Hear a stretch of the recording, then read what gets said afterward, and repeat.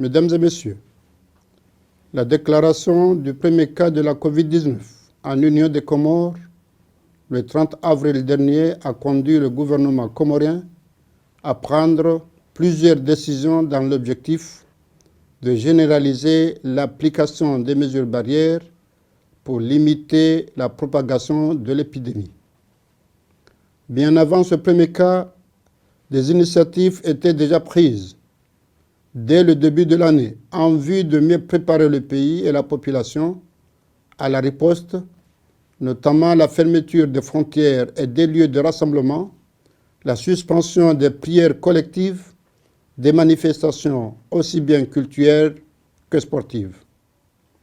Nous avons également décidé, entre autres mesures, de ne pas appliquer un confinement total de la population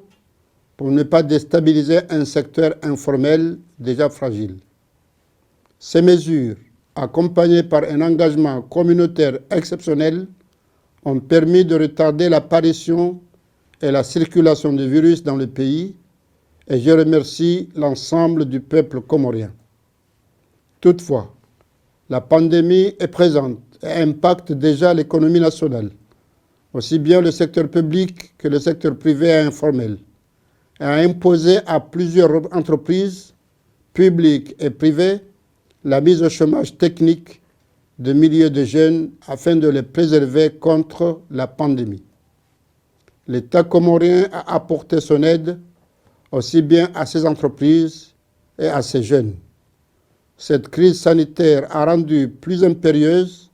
la nécessité d'initier et de renforcer la protection sociale, en particulier pour les couches les plus vulnérables de la population. Elle nous a également rappelé la nécessité de la solidarité et de l'entraide, aussi bien au niveau international que national. Nous avons ainsi instauré un dialogue national en vue de mobiliser l'ensemble des acteurs, notamment à travers la mise en place par le ministère du Travail d'une commission tripartite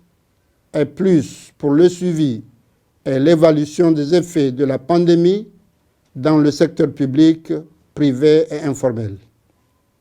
Notre ambition est de développer un plan stratégique avec des mesures d'accompagnement pouvant atténuer les effets sur le monde du travail. Dans ce contexte, je voudrais adresser mes sincères remerciements à tous nos partenaires au développement,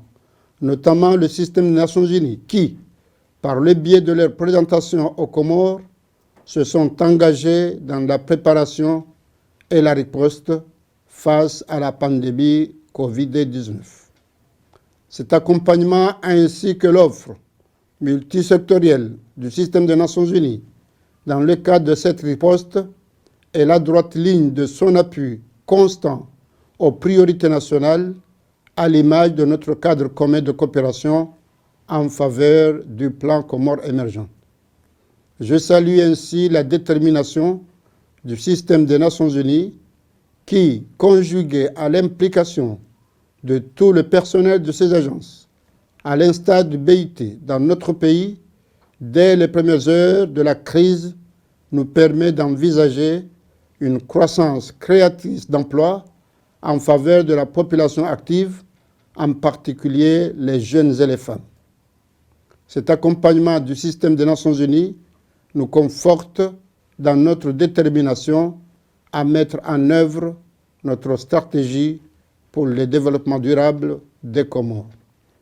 Mesdames et messieurs, mon gouvernement et moi-même sommes engagés dans des réflexions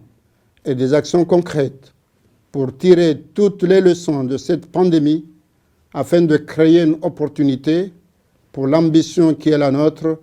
de faire de notre pays, les Comores, un pays émergent à l'horizon 2030. Je vous remercie.